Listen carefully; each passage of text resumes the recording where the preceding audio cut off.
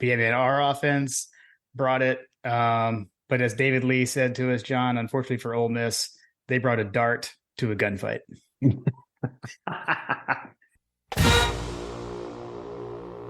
Welcome to My Gotta Podcast. I'm Jim Wood.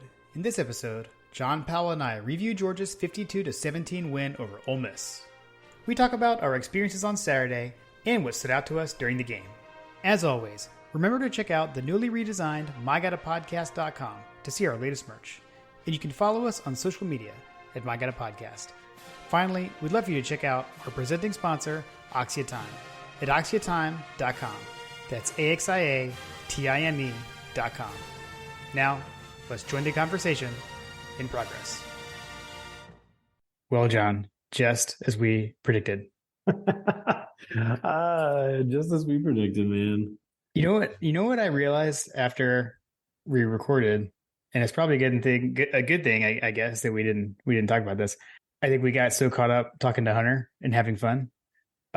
We forgot to discuss if we were going to the game. And as of last Monday, when we recorded that with Hunter, neither of us were. However, things began to unfold throughout the week. So I was, never really planning to go. It had been a while because Kim was taking Ella on a college visit. Lily had to play all weekend, but my parents ended up they weren't going, so they came up and stayed with Lily. I got to see her play on Thursday. They came up Friday, saw it Saturday, and I headed down to Athens and got you to tag along with me. Yeah, we were able to throw that one together, weren't we? Yeah, so it came together, and I gotta say, My God, a podcast. Ever since the podcast has started, undefeated when we were both in attendance together. We're undefeated. That is true. Oh man, it was fun though. Like I guess I don't know. I don't know how to describe it. Like, Friday rolled around and I was super busy all week. All week was just like crazy. yeah. I had so many meetings, super busy, and then like Friday came around and I knew that I couldn't do anything because like I was actually off on Friday. So like I had all this time and went out. Like I basically spent most of my day trying to shop for like rain clothes because I was anticipating the weather. I did not want to be in a weather situation like we were last time. Right. We did not need a Kentucky game repeat. Yeah. Plus we had dinner with friends and Carter had baseball practice. And so then Saturday rolled around. I was like, let's go. Dude, we were thoroughly prepared. We both had like rain pants, rain jacket packed. Man, what an epic tailgate. It was a little shortened than like it, we didn't do the full all day. You and I didn't like we did for Kentucky, because I didn't come down until Saturday, but met up, hit the tailgate, it found Brett Belding like right away. Yeah, that was amazing. In the parking deck, with his father-in-law and his daughter. That was awesome, man. But yeah, dude, walked over, hit the tailgates. It was a good time. I have to say, I feel like I made a mistake that turned into an epic win, getting there an hour before you did, because I was planning on eating on the way up. I was like, I'll just stop on the way up. I had to get out. I had to get out of the house. But I didn't end up stopping and ended up finding a taco place right on the street from your parents' house and get some authentic street tacos. Yep. And that was amazing to enjoy a beer on Lou's back porch and eat some tacos. Basically, I had my own little mini tailgate out in the backyard of Lou's house. On his famous house. I did get the amazing phone call on my drive down. I was still in South Carolina, and you're like, "What's the code to the garage?" Oh, that was amazing. That was amazing. So, yeah, dude, that was hilarious. Yeah, man. Heck of a tailgate hosted by Rodeo and Greg. Epic as always. So amazing. Great people, great food, music.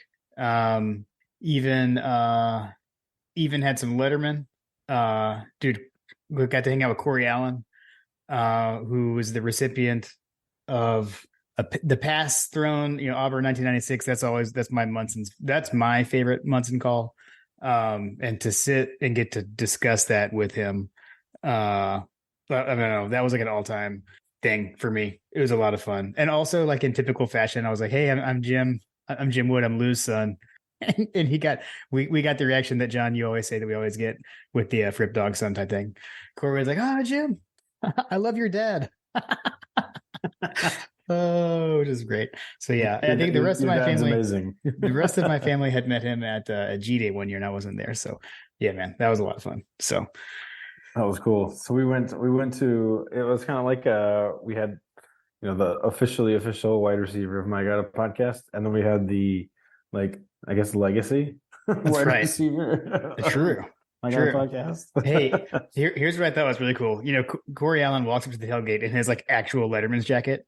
He did. But he complimented and said that he liked my jacket. I was like, ooh, that's a heck of a compliment considering what you're wearing. So yeah. You did have a good jacket, though. In fairness, it's an elite jacket. Yeah, I think I haven't worn that to a game. So that was a new one for me. I mean, like since I was a kid, I haven't worn that one to a game since my parents found it. See, don't throw things out, John. I wouldn't throw things out like that. That's for sure. True. That's a sweet jacket. But yeah, it also helps when you have the storage facilities. Right. Exactly. Yeah. But yeah, so that was awesome. And then headed down to Hug Dogs. Met up with him. We didn't really walk around too much. It was off and on raining. It was kind of cold. Yeah. Plus, like you said, we got there a little later than we normally did for a full game day experience. Off the cuff, I felt like that there was a decent amount of like Ole Miss fans on the drive in from my side of things. Mm-hmm. As I got onto campus, like I was kind of surprised that there wasn't as many. I was expecting there to be more Ole Miss people considering the license plates and things like that I was seeing, but I didn't feel that there was a huge campus force of the Ole Miss Rebel Bear Sharks, but the ones that were there were quite friendly and quite cordial. So yeah, it was a good experience. Yeah, agreed. We saw a good deal of them walking down Lumpkin, hanging out the tailgate. So, and at the tailgate, we made our Kentucky Mules. So shout out to Jason Barton, who sent us some Ale 8-1 and a bottle of bourbon after our Kentucky preview episode. So we got to enjoy that with the special cups he had sent us as well, with the Night Stalkers logo on it. Pretty cool. So thanks again, Jason. They were excellent. It was excellent. Now we know what Ale 8-1 is all about, and I enjoyed it. Yes, I enjoyed it too. That was really cool. Did Brett take that picture? We need to get that picture from Brett. Oh yeah, Brett, text me the picture of John and I holding with our drinks. That's funny. I think that's right. Yeah, that's the only picture I'm missing. Let's see. So we did that. Obviously, we had Coach Trill, John, Hunter. The only thing we were missing was John didn't make the My God podcast photo op. That's true. Yeah, down there, down by Hug Dogs. We had a bunch of good pictures down there though, dude. And I ran into people I ran into high school friends there. Right. One, my buddy Matt, who I played tennis with at Milton High School, and I had not seen him in forever, but he's a friend of Jason's. So I knew whenever I go by there, we had figured this out already. I always know there's a chance he might be there. This is the first time I'd seen him. So that was pretty fun. And I saw my buddy Olin from high school and college on the way over there too. So yeah, dude. And then we knew we were going to see Keeling and Lutz because they were sitting with us, but had a bit of a fraternity reunion going on as well. What a day, man. It's pretty awesome. So I can't remember who was saying it. I'm trying to remember who made the comments that it wasn't a homecoming game, but it felt like a homecoming game because so many people were in town. So I feel like the whole state was planning on going to this game, kind of like the Kentucky game was originally. Yeah, game day in town. my kids were super excited. They really wanted to go, but like the weather turned out, the weather was not all that great. I mean, I felt like I didn't see a whole lot of like young kids. There wasn't a whole lot of children around. It wasn't a game for children, as we said. Right. Yeah. Yeah, for sure. Night kickoff, night game. Everyone is well lubricated, we'll say. Weather. But yeah, dude, it was, I was actually thinking about that, how we had kept saying Kentucky is the game that looms large. And I think Ole Miss did too at the end of the day, with the crowd, Right. everyone coming out. We got to congratulate Meg the Jones in person. Um, Yes. that was awesome. So yeah, dude, I don't know. It was pretty epic. It was pretty epic day. Although no trash cans were harmed. That was good. It kept it a little more in control. If you know, I you know. think AO he was pacing. Uh, Dude, but speaking of like so our modus operandi or whatever is to go to Morris Hall, right? And so mhm. then we tailgate and then we make our way down to Tate and we partake there and get together with the Huggins clan and everybody down there. And that's kind of like our rallying point, right? Yeah, To go yeah. into the stadium and I have to say that I've never seen that many people at that tailgate as I did on Saturday. There were so many people, like not even just their tailgate, but just like in the general vicinity. In There the were Tate so lot, many yeah. people. There were so many people in the Tate lot. Yeah, it was crazy. Well, and then getting into the stadium was nuts because I had like a moment of panic of like, wait, what time is it? And like it wasn't like super late or anything, but then we're like, we got to go in like to see like we that line was so crazy. Like we didn't make it in for like the senior stuff. Yes. Because we were like Okay. standing in So line forever. It was crazy, man. we've pivoted to the entrance into the stadium. Was there anything pre stadium that we want to go to before I get into my rant about this? Oh, I don't know. I don't know. I mean, I mentioned all the folks that I think we hit everyone we hung out with. I think we're okay. We didn't get to see Logan. Didn't see Logan. Yeah, no, we Got there didn't too make late. we did not venture across basically the bridge. We didn't go south of the bridge. We stayed on North Campus. So yeah. Correct. Yeah. So missed friend of the show, Tim Riley and Patrick and Walter. They were all down on south. Had we gotten there earlier, with the timing we got there, it was too late to go south and then come back. Right. I don't know So that I would have wanted to because that would have been a lot of walking in the rain. I would have actually used my suit a little bit right. more than I ended up doing. All right, so let's get to the entry into the stadium, which I know that the Waiting Since last Saturday guys, Will Leach was commenting about this, but I don't know what happened. I don't know what changed between the Kentucky game and this game, but something was off. Like the football team was ready, the facilities team was not ready for this game. So full disclosure, I haven't listened to Waiting since last Saturday yet. Okay. So So we'll notice this Will too. so I can Will listen to it later. Sorry. well, I mean, I'm just gonna say like Yeah. they enter they have lower level seats. They actually are on your section technically, but they enter in through the other side from the South Campus side, right? Okay. Okay. So they enter in from the other side, and they had the same feedback that it Okay. So it was wasn't just our gate. Interesting. no, Okay. no. I mean, it was hectic. So on that episode, Will mentioned that there were a number of people. It was not a unique situation. It was pretty much a completely universal thing. Okay. I haven't seen any reasons or anybody asking anybody from the university like what happened, but I'll give you a for instance. So like at one point, I remember thinking to myself, "Oh my God, I'm gonna get separated from Jim and never gonna see him again."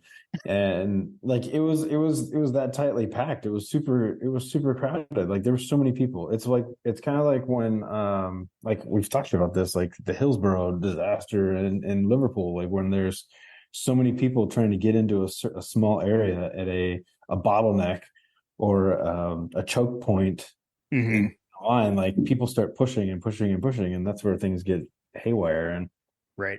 Will said that they were with he said that they were with a person that had SMA with them as well, Okay.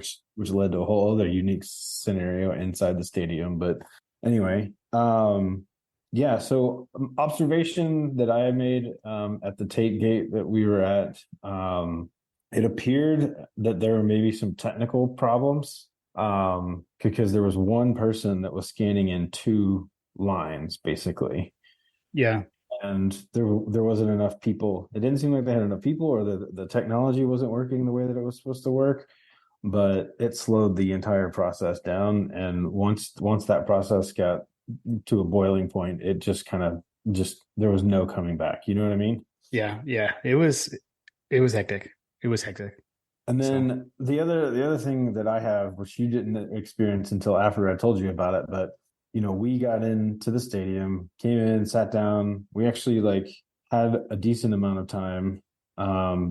And I was like, well, I'm gonna go get some hot dogs before the game starts or whatever. Well, the concession stand didn't have any food ready. Like really, there was nothing. Yeah, they had nothing ready right outside of 318. yeah. There was there were probably 15 guys like that were like me that had ordered, and I should have realized this, but like they were all waiting before I got up in line. And then after I was ordered, all of them were off to the side and they were just kind of waiting. I was like, "Are you guys waiting for hot dogs?" And they were like, "Yeah." Man, they were not ready. The hot dogs were not ready. It was probably 15 minutes of everybody just waiting around for hot dogs. It was way easier for me because you just handed me a hot dog and I ate it. Yeah, It was amazing from my perspective. it may or may not have been fully cooked. I don't know. Well, it tasted good. I scarfed that thing. Yes. Oh man. I needed to get some sustenance in to relieve us from the bourbons. Right. Right. Exactly. Well, the day was a heck of an event. Everyone was hyped up. Nighttime kickoff, Sanford Stadium. Place was wild, and then we put on a 50 burger. And then we put on the 50 burger. Man, I was waiting for it. I was waiting for that 50 burger too. Yeah, yeah. I mean, so What a shellacking. it was so weird. Like, okay, so they come down and score right at the beginning, right? Which is kind of, I guess, like the thing now. Yeah.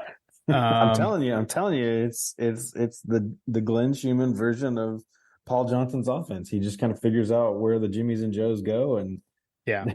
he figures out where to put the boys. And it's like, I guess the kind of sort of weird thing is it's like, well, we did prevent them from gaining 10 yards in 3 plays to start the game. But then, Right. Lane did Fourth what Lane down, does yeah. and went for it on 4th down on their own side of the 50, and they got it.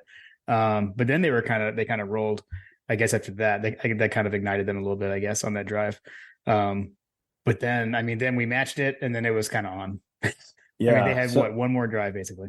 I'm gonna read you what I was super. It was like borderline sexual. Okay, so they scored their touchdown with 3 minutes and 53 seconds left in what, the first quarter, second quarter? I can't remember when was it? So their first touchdown, well, In they the first scored. quarter. In the first quarter. Okay. After Um, that much time, because they scored on the opening drive. right. So after that, these are their series. So they had a three plays, -10 yards, ended with a punt. Mm-hmm. 4 plays, 15 yards, 1 minute and 23 seconds, ended with an interception. Mm-hmm. Then they had the 1 play that ended the half. After the second half, they had 7 plays, 3 yards, 2 minutes and 56 seconds, punt. 3 plays, 3 yards, 1 minute and 54 seconds, punt. 3 plays, 4 yards, 1 minute and 6 seconds, punt. 13 plays, 63 yards, 5 minutes and 22 seconds to kick a field goal to make it 45-17. They Kirby death marched themselves. Mm. Mm. The next series, 8 plays, 54 yards, 2 minutes 45 seconds, and by that point they were playing the backups. So after those first few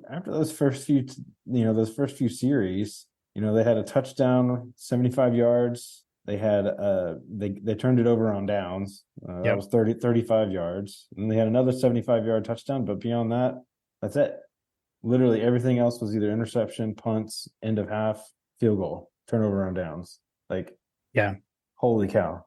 Like, Well, and I guess that was the thing. Like in the stadium, I think like initially, right? So like, they scored a good 7-0, and then then we scored 2 straight. And when they tied it up, like at that point, it did feel kind of like their offense had been rolling a bit. And so you're kind of like, what's going on? What's going on? And then, like you said, absolutely nothing. Yeah, like we completely shut them down. I don't know what it was. I don't know what it was. I mean, if there's somebody that can give us an analysis on what changed after the first, 10 minutes or so on defense, Yeah. that would be amazing. I'll say when I know Kirby, it's Kirby speak, but in the post game press conference, Kirby did say it wasn't so much adjustments. It was we had some young kids who hadn't really played. Like, so we had CJ Allen first start ever, freshman having to come in and play for JDJ. And he said that he was like a little nervous, that he played nervous early, and then he loosened up, and then he was fine. Which he was named SEC Freshman of the Week, by the way. Dude, that is going to be a special kid. He was flying all over the field. So you and I had the luxury of watching a little bit after. The next day we watched the replay, and I remember thinking, like, as we were watching it on TV, I was like, I don't remember CJ Allen having that quite of an impact, but he was literally flying everywhere. Yeah, yeah. I mean, and then I think the other thing is what we saw on Twitter today, that the biggest status symbol in college football this season is for Georgia to care about you enough to blow you out. Exactly.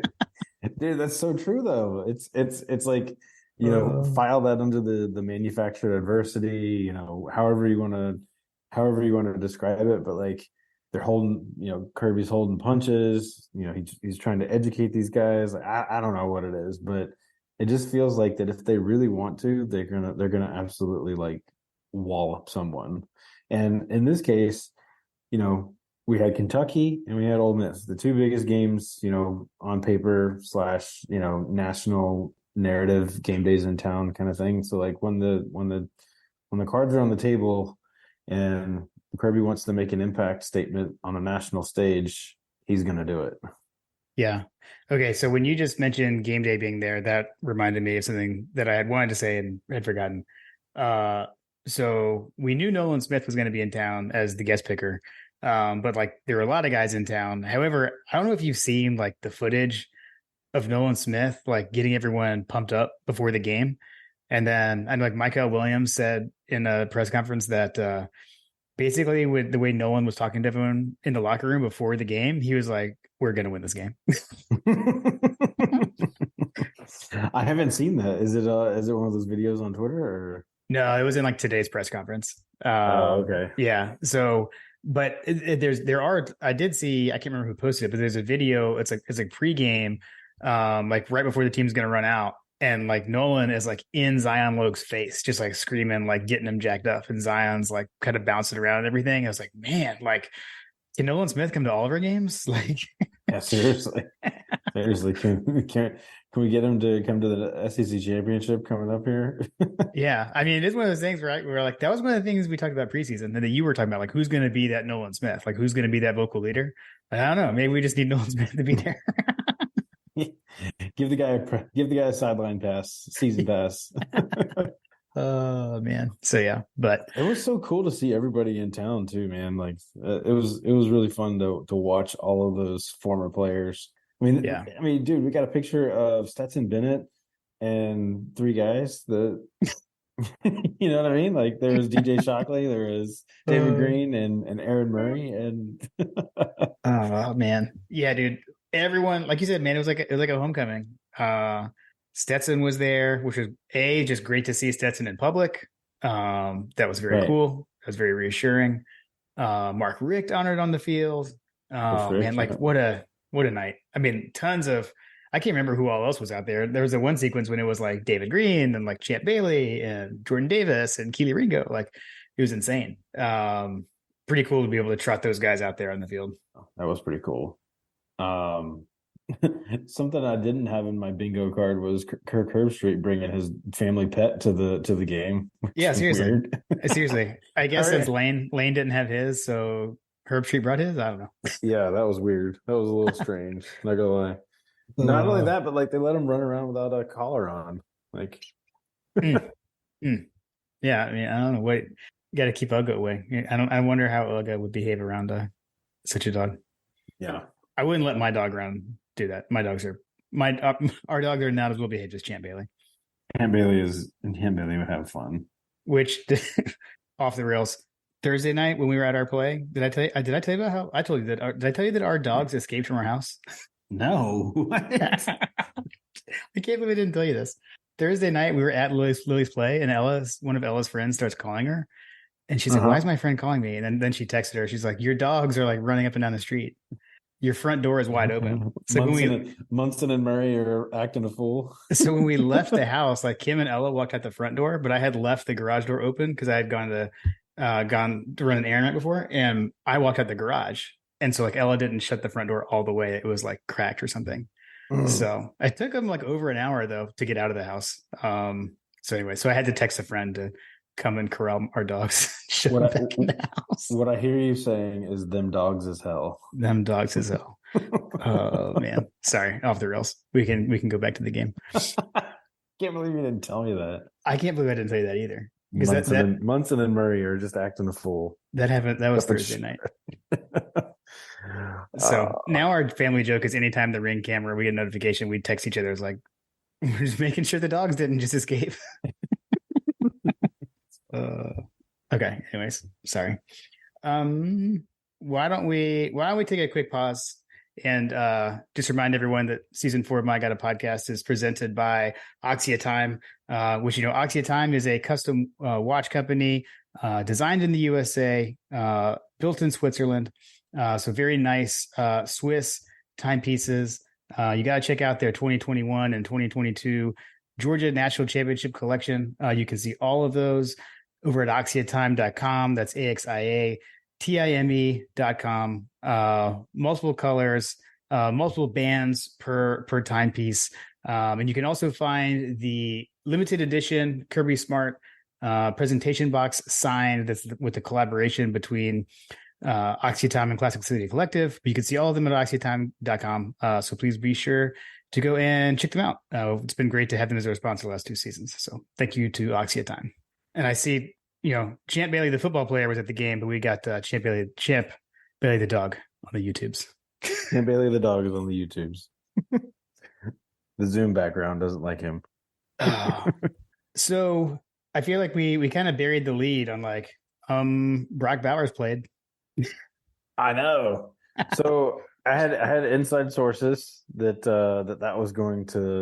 he was going to play, but even the inside source was not super confident about how many passes that he was actually going to catch. So we were thinking, okay, he's probably going to play, come in for a series or two, a package, decoy, whatever. But Brock Bowers' first catch in Sanford Stadium was a touchdown, and potentially his last catch was a touchdown in Sanford Stadium. Yep. Yeah, dude. I mean, he started and he just played. He was just out there. I mean, that was nuts. And then it was very cool. I don't know, man, just to see the effect that he has on the game. Ladd's touchdown pass or Ladd's touchdown catch, friend of the show, official wide receiver of I Got a Podcast. Birthday boy, by the way, it was his birthday Saturday. The good lad had a good day on his birthday. How did we not know it was his birthday when we had him on? Jeez. That was major fail. Major fail. Apparently we need to do more research. Yes. But if you haven't heard the Ladd McConkey interview, it's out there. You can watch it on YouTube, by the way, or listen in your podcast player of choice. You can clock in with Ladd McConkey on the Axia Ambassador series. Absolutely. But that play, I mean, he was open because of Brock Bowers. Brock Bowers got the attention of both safeties, and that's why Ladd was so open. It's pretty impressive to watch and you can just see it on the game broadcast. Herb Street talked about it. It's pretty cool to watch that. So there was that. And then I got to say, have you noticed that it was second quarter, the play that was coming at us when, the nitpicky thing you would say, well, Beck did underthrow Ladd. It should have been an easy walk-in touchdown. But that was the exact same play that we ran against Tennessee last year when Ladd had a diving touchdown catch in the play after. Okay, so Tennessee. Remember we sacked Hooker, and they didn't call it. They called it a safety, I think, right? Yes, instead of a touchdown or whatever. Or they didn't call it safety. Whatever happened, it was the next play. The next play, first play was touchdown pass to Ladd, and he did a stop, double move. Same play. Uh-huh. That's the exact same play against Ole Miss. The same play from last year. I tell you what, man, those Lad McConkey double moves are an absolute menace Yeah. to every single defender out there. Yeah. Yeah. Because I feel like he did kind of the same thing against the Ohio State guy too.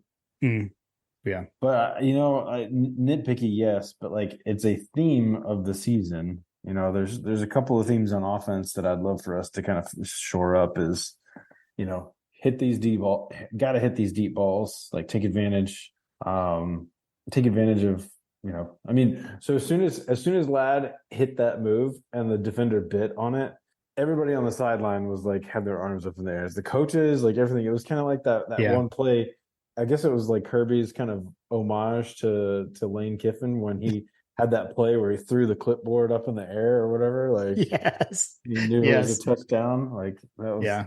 but it is what it is. I mean, we caught the ball. He almost scored. There were like 5 people around him, but I don't know. That's just one of those things that you just I don't know. I really don't know what it is because he's got a cannon. He's got a good arm. We just can't hit these guys in stride. Well, I think it has changed. So like first he was overthrowing some guys. Right. And then We this was talked an about that. this was an underthrow. So pretty soon he's going to be just right. It's like Goldilocks and the Three Bears out there. Exactly. This pass is a little too long. So yeah, it'll be there soon enough. But yeah, man. And then I mean, the offense was just clicking on all cylinders. And I mean, it's. I guess we're getting to see what a healthy Georgia offense looks like. We got Amarius Mims back. We had Brock Bowers back. Kendall Milton looked like we haven't seen Kendall Milton look like in a long time. He had a day on senior day. And then so did Dejan. I mean, they both balled out, and I don't know, the play for me that was sexual was when we had a toss sweep with a fullback. With Kendall And it was Milton Kendall and Milton. Dejan Edwards. Yeah, toss sweep to Dejan Edwards, Kendall Milton at fullback, and I did Kendall leveled a guy. I mean, he sealed the edge for Dejan to score. It's pretty sweet, man. We deserve to have a Kendall Milton moment here because I've not been shy about the fact that I feel like that he hasn't been 100%. He's been hurt, whatever. Like that was a fully operational Kendall Milton on display out there. That's the Kendall Milton that everybody wanted to see. Yeah, he had breakaway speed for a big gain touchdown. He had power. He did everything. Like that's the Kendall Milton that we've been waiting to see, and I hope and pray that that's the Kendall Milton that remains for the rest of his time at Georgia. yeah. The rise of Kendall Milton kind of coincides with the rise of the Georgia offense. Not 100%, but like I'm just saying that his progression is mirroring the. Did you see the graph that Josh Dog Stats put out there with the EPA? I have not. I don't think I did. Stats. No. So Josh did he does the statistical analysis and he posts all the different like offense versus defense, yards per play, the success rates, and all those kinds of things. And then EPA is like one of his like metrics. And Josh, I apologize, I'm going to butcher it, but it's basically like talking about on average, like trajectory wise, how are they looking from an overall efficiency? I can't even remember what the EPA stands for, but I know that it's one of those metrics that he has been harping on as like one of those. It's not success rate and it's not opportunity rate, but it's like an amalgamation of all of them, right? Mm-hmm. So if you look at Georgia's EPA over the season, like we're like trajectory up and to the right, and there hasn't been a faltering step at all along the way. You look at Michigan's EPA, and they're starting to kind of flatline a little bit. And then you look at Oregon. Oregon is kind of in that same vein too, up and to the right, even more so. Washington is also kind of in that same vein, up and to the right. And then Alabama had like a kind of a flatter line, but then over the last few weeks they've had a steeper increase. So I don't know. It'll be interesting to see how that checks out over the course of the rest of the season. I know that the CBCR2 SAM metrics just graded Georgia at a championship caliber team from their statistical analysis. So it, everything's coming together. We're peaking at the right moments, it feels like. And Kirby mentioned that the goal of the season was going to be to have, game by game, moment by moment. Just he's looking for us to get better every game, and I can't argue that we haven't. Yeah, no, I would agree. It was dude. I mean, it was a lot of fun in that stadium Saturday night. It was a good time. So fun. It was so fun. I've got a swag surf with Keeling. That was fun. That was fun, man. If you don't know Keeling, he's not a swag surfer, but we made him swag surf. Neither is Lutz, for that matter. Neither is Lutz. Oh man, yeah. So I mean, for me, the story of the game was obviously the route was on. We had a good time. We were having good times with the people around us. Yeah. Yeah. It was a fun night in Athens, and then we took it downtown. Yes, that did happen. Oh man, I hadn't been downtown in forever. When was the last time you went downtown after a game like that? Well, not after a night game. Yeah, after a night game. I have no idea. I mean, like I've maybe gone out like after a 3:30 game or something, but not after 7:00. Yeah, man, that was fun. That was fun. A little taste of what it was like to be back in college. All good nights in Athens and at Little Italy, and that was proven true again. and we got Little Italy. Although some of us didn't wait in line. Oh my gosh. Yeah. How was John so far up in the line? That was an amazing moment. Just make friends with people in line. That's what I like to do. Just make friends with people in line and just pretend you're supposed to be there. Love it. Man, yeah, I don't know. Like absolutely dominated. I mean, top 10. Like it's like it's supposed to be like this big, huge matchup. Absolutely dominated him. I will say, I got a text from my dad in the fourth quarter, and he did say he was just like, soak this up, being there, seeing all the guys celebrating. What a way to end the home season for these seniors. Like what an amazing senior class. They have an opportunity to win more games than any other senior class, which has been a trend lately. But and for a guy, for one of the guys, and we talked about him a little bit, but like for Dejon Edwards to have this season in his last season at Georgia, a guy that we've talked about for years on the podcast and kept wanting him to get the ball, more and be featured more, to see him get to have a senior season like this and score 2 touchdowns on senior night. Both him and Kendall have 2 touchdowns on senior night. It's pretty cool. There's not much else to say other than that, man. It was fun. It was such a good experience. Yeah. Those are the kinds of games that you file away in the memory bank for the drier times, because these are the glory days. They don't last forever. Yep. So even also special teams, good day. Had another payday. Woodring made his only field goal attempt and kicked 7 extra points. So it was a good day. Lots of touchback. He's slowly chipping away at that points record. Yep. And then lots of touchbacks for Zirkle, and still 0 Georgia punts returned all season.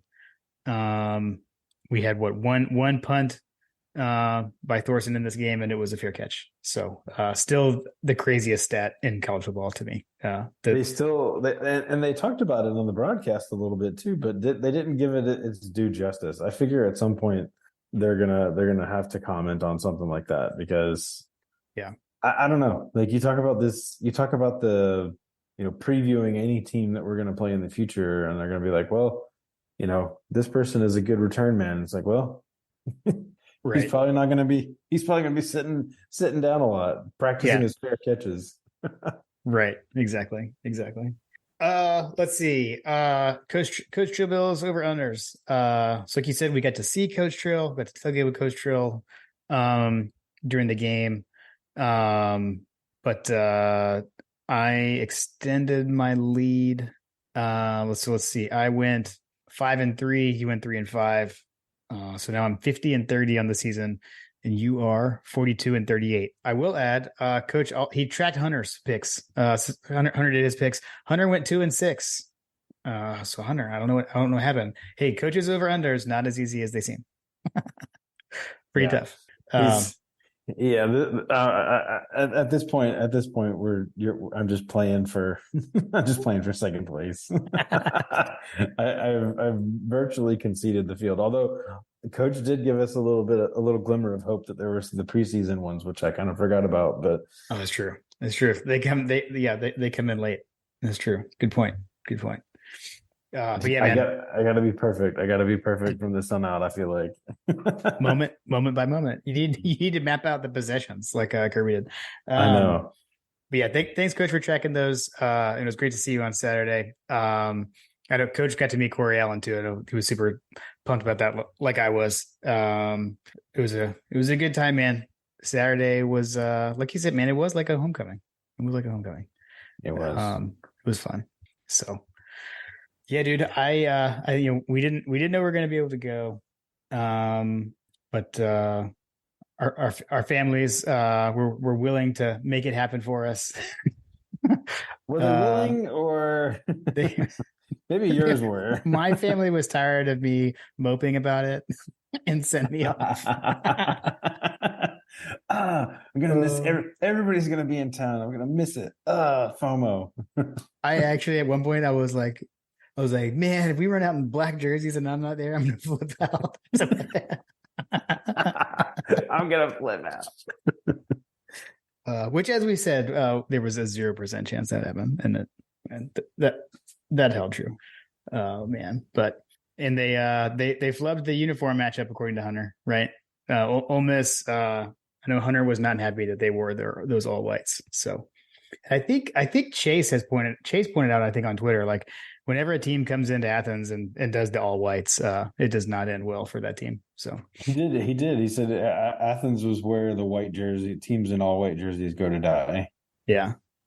So maybe teams will something to be said about that. Yeah. Ooh, man. 10-0.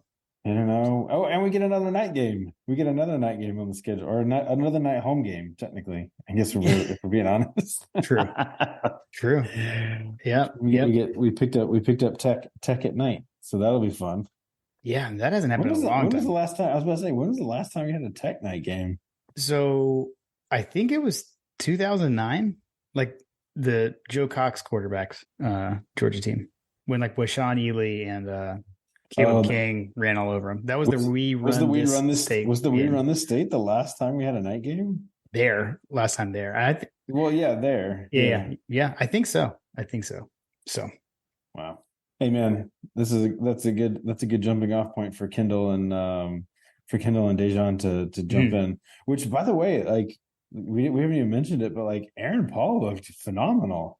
Dude, that's the thing, man. Like the offense is like it's fully operational. I think that was what I think Brett texted me that during the game. Like the Kirby Death Star is fully operational.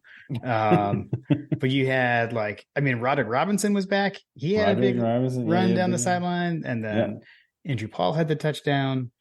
But yeah, man, our offense brought it. But as David Lee said to us, John, unfortunately for Ole Miss, they brought a dart to a gunfight. Yes, that was great. They brought a dart to the gunfight. Yep. Shout out, David. Oh man, yeah, dude.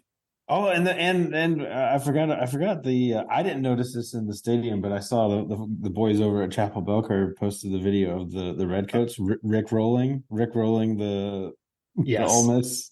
Yes. I didn't notice that. Did you notice that? I didn't notice it. I know Brett said he did, but he said he didn't know, or his daughter, I think, noticed it right away.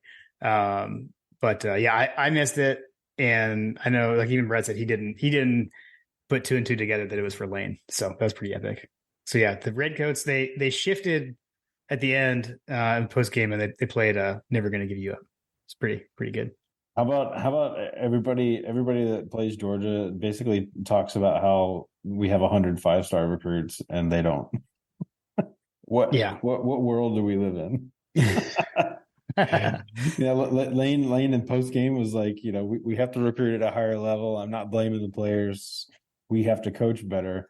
But then his final line was, "We've signed 1 5-star. Georgia's signed 24." I mean, he's not wrong, but hey, as Ladd said, it's not just that.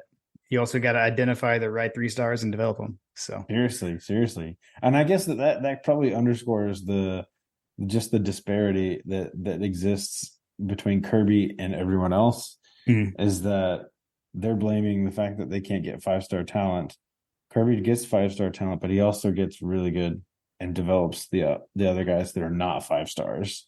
Yeah. That's the key differentiator, and the attention to details that is just not there, as we've seen. I mean, shoot, Jimbo Fisher put up a 50 burger and got fired. Yeah. Oh, and Mississippi State fired their coach too. Have you ever seen both coaches from a game on the opposite coaches both get fired? That's kind of weird. But yeah, dude. I mean, Javon Bullard, not a 5-star. He was out there doing Javon Bullard things with his pick. And Javon Bullard is hitting one of my favorite everything, man. This team, man. Yeah, he's incredible, dude. I mean, it was.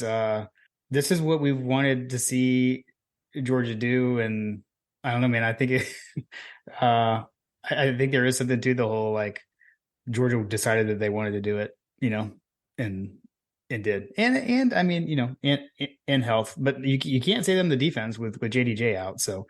Offense, I think that's it there, but I think defense, I don't know, mentality pumped up by Nolan Smith. I don't know, but I mean, we talked about it preseason. I mean, we got a young team, man. Yeah, this is a young team. We're allegedly like rebuilding, right? Right.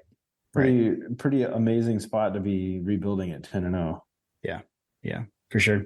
Yeah, and then both Georgia and Alabama have clinched. Going to the SEC championship, so we know that now. And that's 5 or 6 out of the last 7 years the Dogs have won the East. That has never happened before. No team has ever made it to the SEC championship 6 out of 7 years. That's the first time in the SEC history. So, wow, I didn't pick up on that one. Yeah, pretty crazy. Truly historic with no end in sight. Yeah, dude, these are the good old days. Let's keep enjoying it the way we are. We got next. We got old Smokey. Yeah. We'll have to talk about the another orange team. Hey man, there's nothing more beautiful than an empty Neyland Stadium after a 50 burger. So, I like that. More to come on that one. More to come. Well, hey, I'm glad it worked out. Yes. I'm glad that we made it to the game. It was a lot of fun. Thanks to everyone who was graciously hosted us at tailgates. Shout out to your parents for allowing me to crash with you at Ponda's famous house. Yep. Yeah. And on my end, they came and stayed with Lily. Couldn't happen without that, and between that and Kim taking Ella on her college visit, which was phenomenal, by the way. So it was a heck of a weekend for the Wood family. It was a big one. We all had a lot of fun. So another home season in the books. You only get so many of these. It's crazy how fast it goes by. On the road for the duration. Tate said it best. You always want one more. Yeah. So true. All right, man. We'll wrap this one up, and we'll get back together and talk about beating the piss out of the Volunteers. Go Dogs. Go Dogs. When you think about businesses like Allbirds or Skims that are selling through the roof, sure, you think about a great product, a cool brand, and brilliant marketing. But what's often overlooked is the business behind the business that makes it all possible. For millions of businesses, that's Shopify. Nobody does selling better than Shopify, the home of the #1 checkout on the planet. With Shop Pay, you can boost conversions by up to 50%, meaning fewer abandoned carts and way more sales. Whether your customers are scrolling online, strolling through your store, or browsing social media, Shopify ensures you're ready to sell wherever they are. It's no secret, businesses that want to grow, grow with Shopify. Upgrade your business and get the same checkout Allbirds uses. Sign up for your $1 per month trial period at shopify.com/DAX, all lowercase. Go to shopify.com/DAX to upgrade your selling today. Shopify.com/DAX.